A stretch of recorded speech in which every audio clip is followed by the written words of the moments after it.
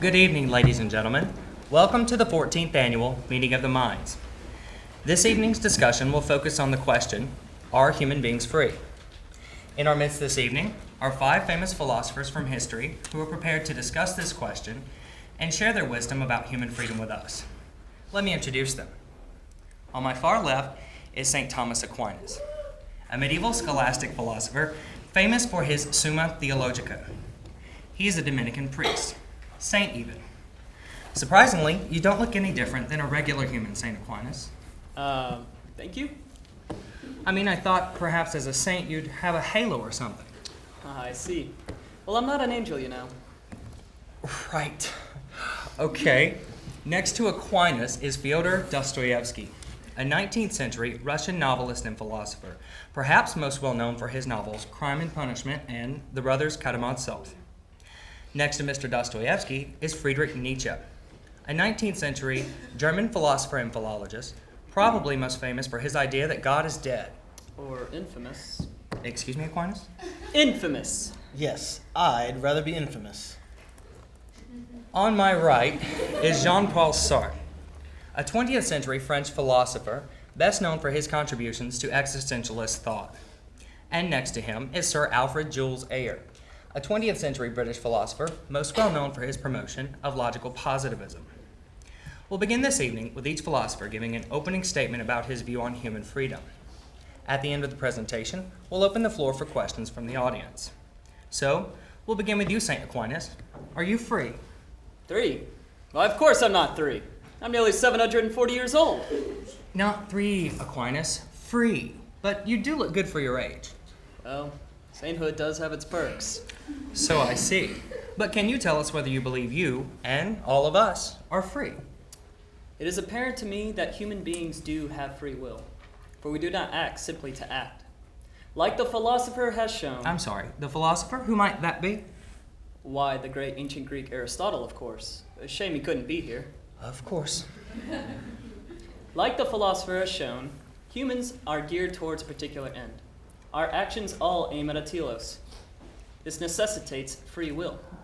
For when we acquire food, we do so to feed ourselves. But there's nothing determined about that, aside from one's own determination to feed oneself.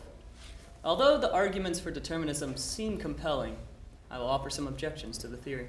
In due time, Aquinas, in due time. We must first hear from the other panelists. Of course. Mr. Dostoevsky, I believe you are next. Could you please give a brief introduction to your response to the question of whether we are free?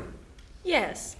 When it comes to the question of the human's ability to have freedom, we must ask ourselves, as Aquinas has, what motivates one to action? Does anything govern the human being? And if the human being is governed, is freedom what we think it is, or are there multiple facets to it? All good questions, Mr. Dostoevsky. Were you going to attempt to answer them for us? Well, to do so, we would have to understand what makes us human. Humans are responsive, conscious, and emotional. They have the capacity for rationality.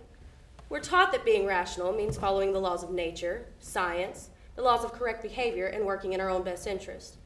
But often our desires are in conflict with such laws, and that limits our freedom if we let it. It makes the human being both complicated and intriguing. Complicated and intriguing, no doubt, as we have evidence here, but are they free? It seems we'll have to wait for a straightforward answer from you, Mr. Dostoevsky. For now, we must move on. Mr. Nietzsche, could you please give a brief response to our question? Long has man toyed with the concept of a free will. Man? Just man? What? You said man has toyed with the concept of a free will. Is it just man, or has woman also toyed with it? I mean all humans. Ah, I see. Well, today we use human to mean all humans, and man just means men, not women. Fine. Humans have toyed with the concept of a free will, fumbling about with the naive idea that has so often been given improper deliberation. Instead, the idea of a free will is given the same treatment of that of almost all philosophy, an arbitrary project of personal prejudice, destined to carry no real weight or purpose from the start. Philosophers play their games with knowledge, never realizing that that which they both begin and conclude is left unchallenged and blindly accepted for the sake of self-affirmation. I need no self-affirmation. I am a saint, after all. Indeed, such ideas of freedom are often less than properly considered by and established as tools by the philosophers to convince others even more foolish and prejudiced. I wonder that you accepted our invitation to participate this evening, Mr. Nietzsche. But onward, Mr. Sartre, would you care to join in the conversation with a brief statement? Yes, thank you. My answer is simple. The human being is radically free. Okay. Could you elaborate just a little? Well, the first thing that a human being can know is, here I am. This means that existence precedes essence, which in turn means that we are radically free, and thus radically responsible for who and what we are. Aha. Yes. Thank you.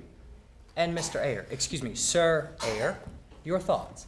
Yes, well, I'm here to convince the audience that the philosophical problems arising out of two commonly held assumptions, mainly that humans, are capable of acting freely in the sense that it's required for more responsibility, and that human behavior is governed entirely by causal law, are not a problem at all. So there are causal laws, but those don't interfere with human freedom?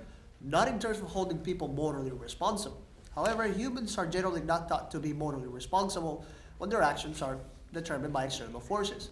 If people cannot be acting freely when their actions are determined by external forces, and people are in fact, determined by external forces, then the fact that someone feels as if they're acting freely does not prove that they are. From the fact that people are ignorant as to the causes of their action does not follow that such causes do not exist. I see. Yes. It is tragic when souls are ignorant of the divine causality. But divine causality does not eliminate free will. It's not simply a matter of what one knows or feels. It is fact that God is prime mover. That does not remove the free judgment quality of humankind's decisions. Rather, God as prime mover indicates that he, who is the divine causality, set in motion all things natural. No, Aquinas, you're still tied to some idea that a cause is necessary. If all events necessitate a cause, then it follows that human behavior, human existence, also necessitates a cause. But why should we suppose that all events necessitate a cause? Well, there must be a first cause. For it is written, God made man from the beginning. No, why should we assume that a cause is necessitated? Why should we suppose that the law of universal causation is a necessary law? The scientist may assume that when his research has not provided him with the discovery of a causal law, further inquiry would provide one. However, the reason why he does not discover the sort of law might be that he requires is simply that they do not obtain. Is it not reasonable to imagine that not all events necessitate a cause, and that human behavior is one of these? At the same time, it is not unreasonable to believe that there is a first cause, but that this first cause does not impinge upon our human freedom. As I said, it is written that God made man from the beginning and left him in the hand of his own counsel, that is of his free will. The divine creator of our world has constructed it in such a way that allows for us human beings to have dominion over our own actions. Aquinas, one of the more despicable uses of free will comes from you theologians in your mission to make humans the guilty subject before God. Or the saintly subject. Ha! You theologians in your use of God as perfect creator. Lower the people deeper into the herd to make easy the subjugation of otherwise strong-willed individuals. By claiming a perfect creator God who knows everything and can do anything, you rob humanity of any and all responsibility for their own actions. They subdue their own wills in order to live in Christian humility. I mean, yes, Mr. Nietzsche. Christian humility in the face of God. What is reasonable is that humans have the capacity for reason and therefore free judgment. So God has given us this free judgment? Exactly. Yes, this is the standard story. The theologian tells us that God is good and made man in his image because of the human ability of free will, then humans have the capacity to choose evil for which they are eternally guilty. It's as though God is surprised at human defiance, despite the fact that God is in control of the universe. These contradictions can be avoided by removing God from the picture entirely and considering only the human being and what can be said of free will. Precisely. Humans came into existence by chance, not by God's design. The meaning that we give life is there is no purpose to human existence, no meaning to life other than the meaning that we give it, and we give our life meaning by the free choices that we make. Perhaps, but I don't think it's so easy to speak of meaning in human existence. Well, if there is a meaning to human existence, it is the one that we create. Without an essence that precedes the existence, we are absolutely free to determine our own essence. The free choices we make are more complicated than that. The human being is at any given time a large bundle of contradictions. We're double. Often we experience internal conflict when any combination of our desires oppose one another. The conflict becomes intensified when one considers the contradiction of dark human desires with the historic idea that the human being is naturally good. I'm sorry, Mr. Dostoevsky. I'm not sure what you mean by our doubleness. Can you explain? Certainly. We work very hard to present ourselves with having a singular identity, but in so doing we must quell certain thoughts and desires. We have the capacity for both love, compassion, and sensuality, as well as hate, violence, and cruelty. Why did those capacities mean we are double, though? We're rational. And insofar as we're rational, we try to eliminate these contradictions within ourselves. But we inevitably fail. We either become hyper-conscious and attempt to overthink every action to make sure it's in line with whatever identity we're trying to present, or we embrace our doubleness and become more capable of living a fully human life. But our doubleness simply makes the human being incredibly hard to describe and predict. Yes, but that doesn't mean that it is impossible. Unfortunately, the science of psychology is still in its infancy. And although some scientific laws have been discovered to predict human behavior, you are right. Much of human behavior cannot be predicted. However, the psychologist is justified in assuming that as the field of psychology develops and matures, it will be able to explain and allow for predictions of much more human behavior. Folly! Scientific laws cannot account for the radicality of human behavior. The only constraint on humans is that we must choose. Even not to choose is still a choice. Right. When confronted with the idea that we're determined creatures, we rebel. To be told that we're the keys of a piano, built for a certain function and bound to make a certain sound to be played upon, we reject this. We choose. It is a freedom from limitations set by the universe. That's right, we choose. And in choosing, we create our own essence, our own character. Essence is the byproduct of us living life and making choices. We become brave through brave actions, good through good actions. But who we are is not predictable. It is only achieved by choice. No, I didn't say that a complete explanation of human behavior can be shown a priori. Well, but neither can the opposite be shown. The scientist is justified in pursuing his inquiry, and assuming that as the field of psychology develops, and that a complete causal explanation of human conduct will be theoretically attainable, and is justified in pursuing his inquiry and improving on his findings. After all, it is conceivable that were he to continue to pursue his inquiry, he would discover the sort of causal law that had escaped him before. Blasphemy! If it were the case that God had constructed the world so that we think ourselves to have free will, but really do not, there would be no reason to have rewards, punishments, prohibitions. This would all be in vain. If we are to actually prove our moral worth, then we must have the ability to actually prove it by making proper choices. Must we prove our moral worth? To whom? For what reason? But if we are ruled by causal laws, then we cease to have any reason to act. Okay. Well, perhaps we can say that many of those human actions which men think are free are not always so free. However, it might be the case that while men are sometimes mistaken in believing that they act freely, it does not follow that they're always so mistaken. Oh, I don't know. It seems plausible that maybe you are always mistaken. Not about my own freedom, but it is possible to claim that not all of human conduct can be explained by referencing some causal law, even if some of it can.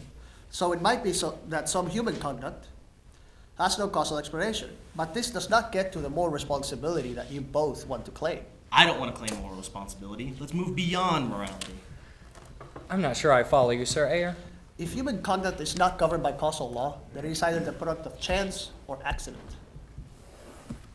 No. It is the product of human will. Right!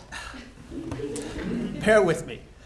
If human conduct is a product of chance or accident, then I cannot be held morally responsible for my own actions. That is, how can I be held morally responsible for actions which are not of my own doing? However, if it is not by chance or accident that I acted as I did, then my action has to be the product of some sort of causal law. But if we are governed by causal laws, then there's equally no way to hold me morally responsible for my actions. I can't be held responsible for my anger because there's no object of my anger. Anger is simply a product of some cause over which I have no control. What would an unfree will even look like? It would seem, in the way you uneducated masses describe free will, that there's some kind of agent behind the will, which is free or unfree. But we are the agent of will, and claiming freedom is a misnomer. What should be looked at is freedom of action, not freedom of will. So you're making a distinction between freedom of will and freedom of action? What you are all calling freedom of the will, I call weak will.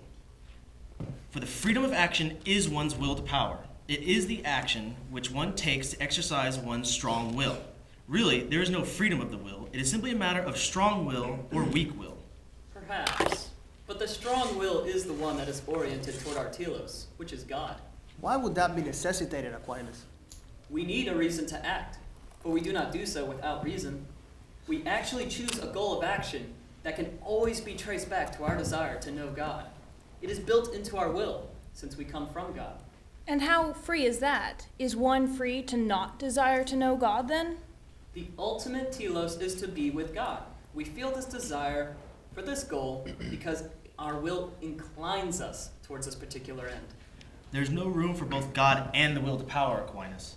You wish to say that your God has given you an essence and a reason to act. This is nothing more than grasping at straws to allay your fears. You poor, misguided man. We feel desire because our will inclines us toward a particular goal. We think about how to achieve a goal, and then by so doing, we've actively engaged in deliberation or free judgment.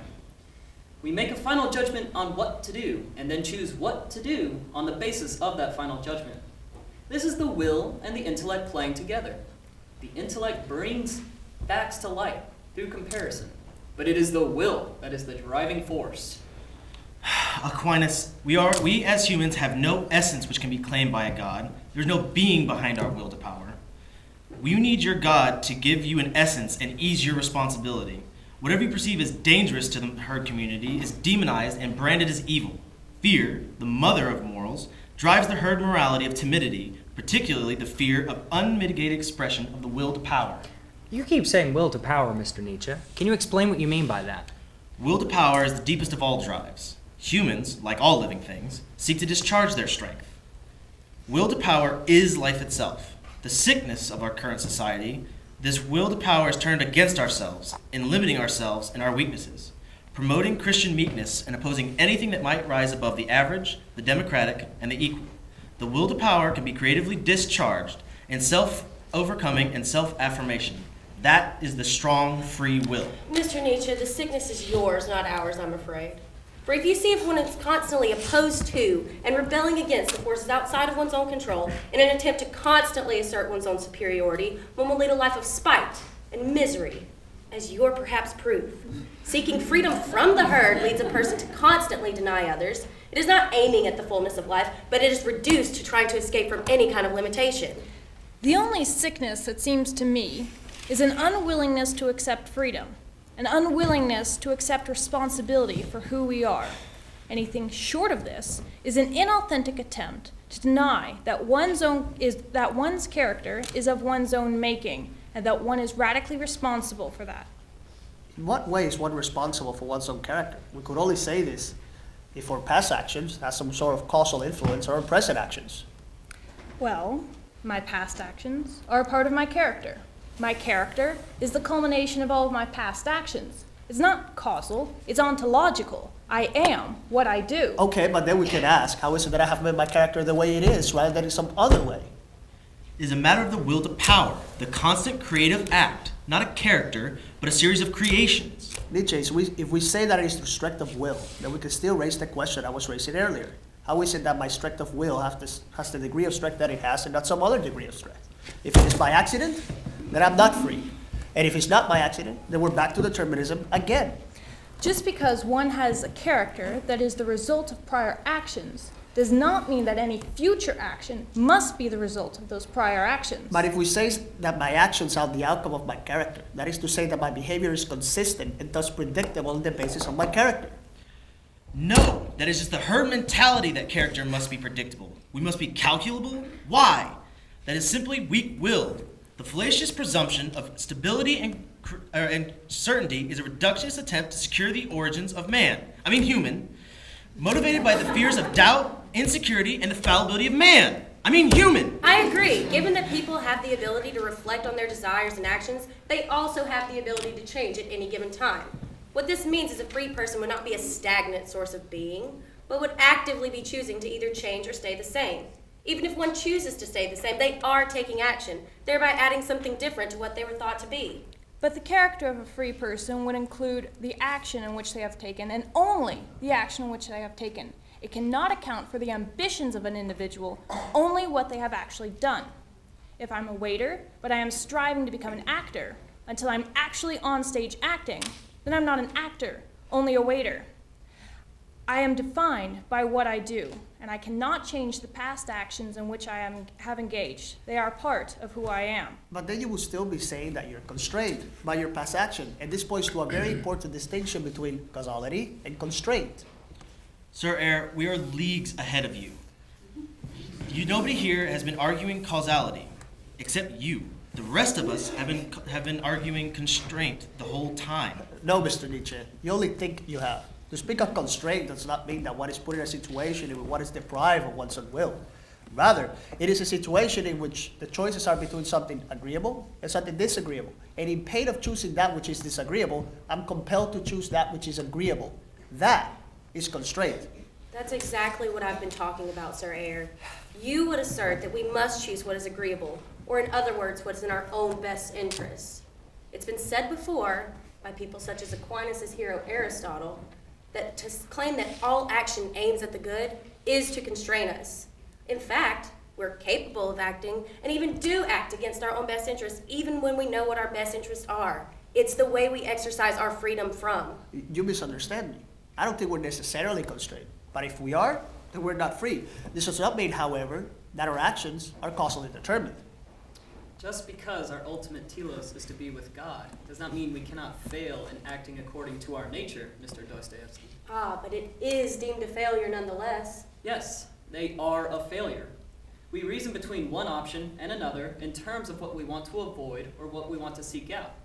Humans act from free judgment, and though human beings may be inclined in various ways, the mere fact that those various ways can contradict each other allows us to see that reason is not determinate to one.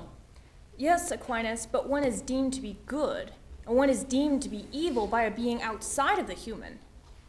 Well, of course, how else could one earn eternal happiness? That is the material point. Happiness cannot be our aim, nor can it be a product of free exercise of the will. Now, I don't intend to negate happiness, although its promise is trite and empty. Hear, hear! I seek to broaden such a narrow picture of the human being in order to reveal its full complexity and unyielding freedom of will.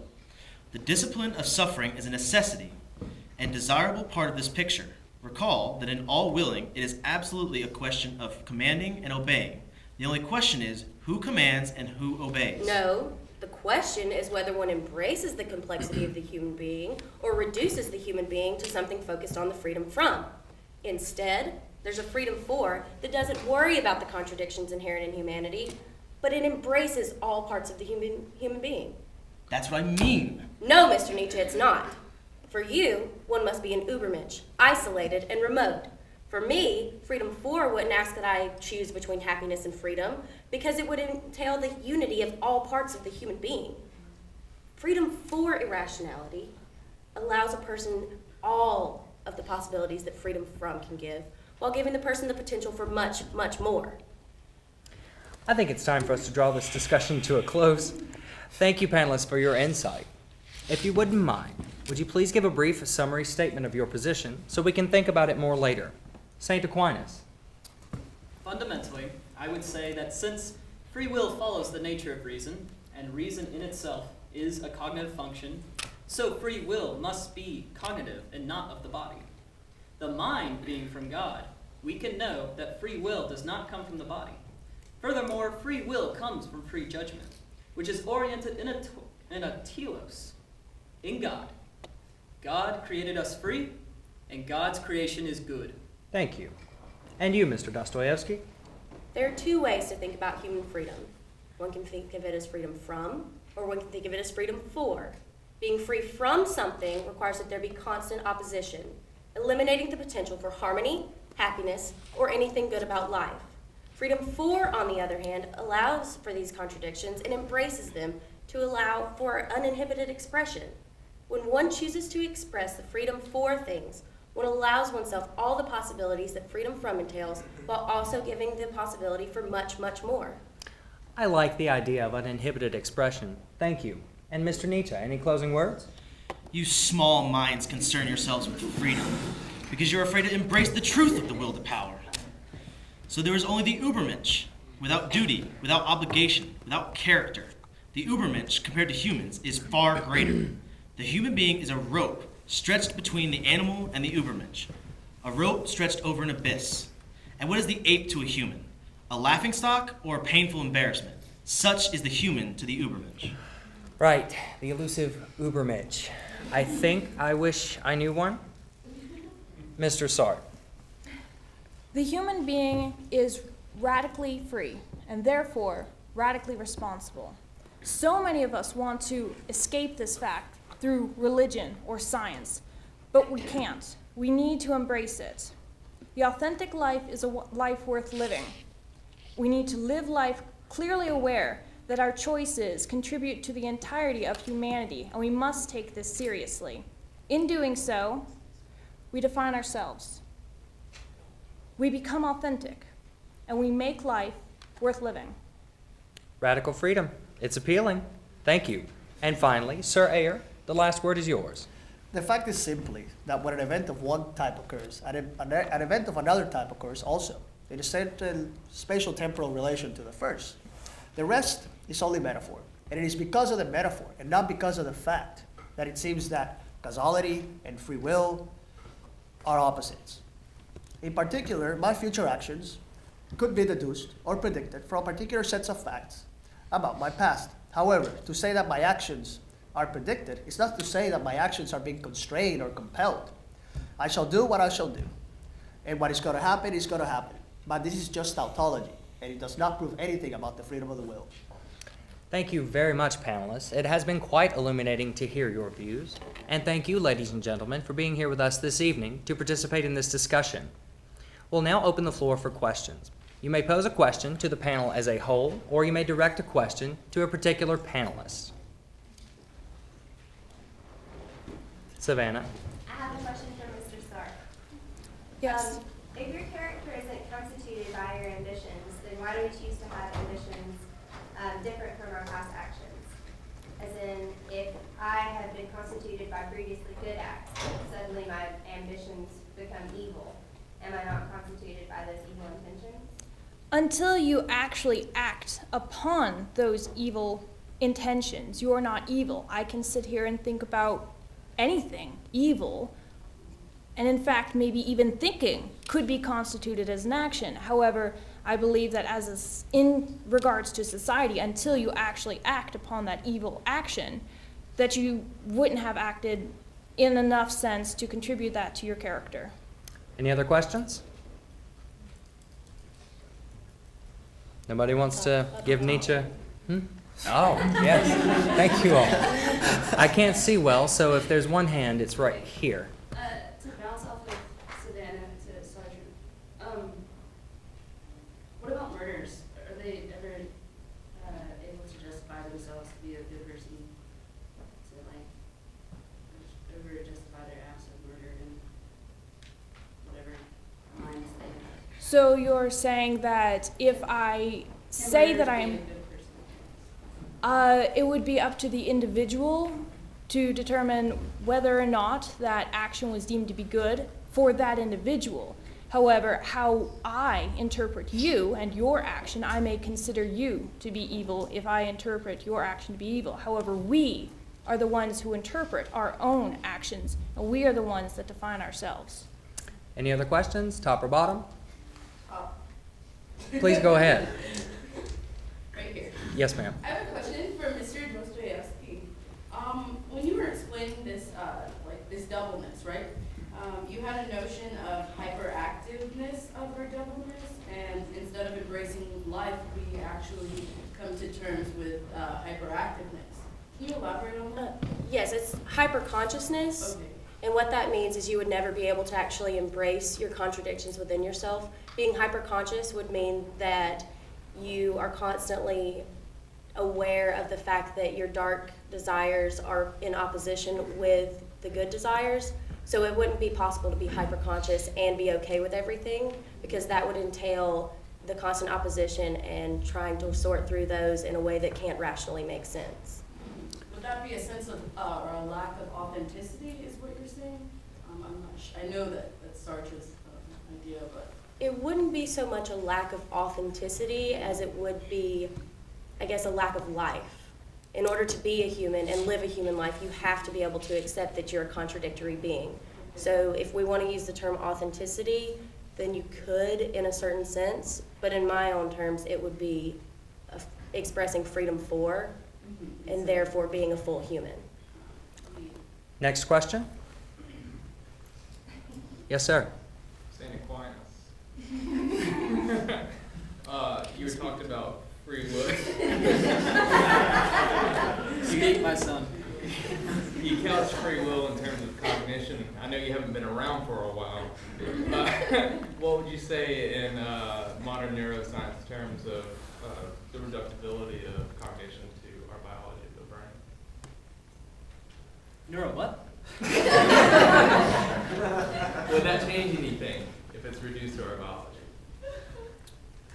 I don't think he's very familiar with neurobiology, so please. No, he is as of today. I asked him about it earlier, and he said something about the devil's playground. Yes, witchcraft, hoodoo. Unless this neuropsychology has somehow found where the soul is located, then anything it would have to say about cognition or freedom of will, I think, would just be scientists playing some sort of game that is not related to their telos, which should be directed towards God. All right, next hand. Let me check, see if there are any others before we have a follow-up. I know how all of you guys feel about the neurobiology. Since so much of what we do is neurons firing in our brain, how do you guys account for the biology? Well, free will is compatible with determinism.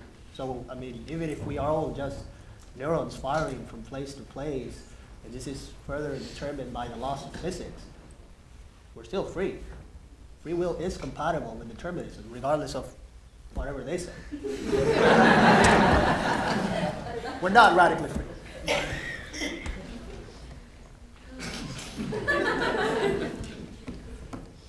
Yes, sir, in the back. Yeah, my question is directed to Mr. Starter, but others of you might want to chime in as well.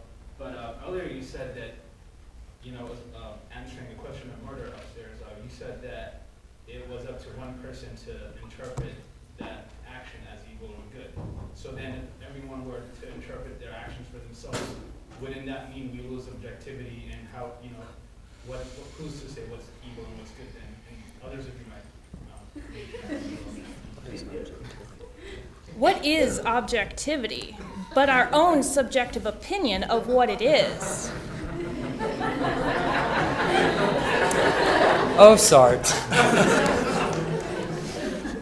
One last question, please. Come on. Yes, ma'am. Okay, that's his. Okay, I have a question. Would there ever? I guess it's more individualistic, but like, how does one define themselves if it's only through their actions and not through their characteristics? And I guess you would answer, it's more you define yourself, and you say that our actions are who we are, played out no matter what we think and what our ideas are. It's more so the actions. So like, and you play different actions through different roles in situations. So how do you define who you are as a whole? Well, you're not ever one particular thing. You're not just a good person or a bad person because you do good things and you do bad things. You're not a stagnant person, as my friend over there suggested, that you're constantly adding to who you are. And it isn't until you're done acting that you can really define who you are. There's more to be done. There's more for you. And is being done like that? Yes. Thank you again, ladies and gentlemen. Please have a good evening.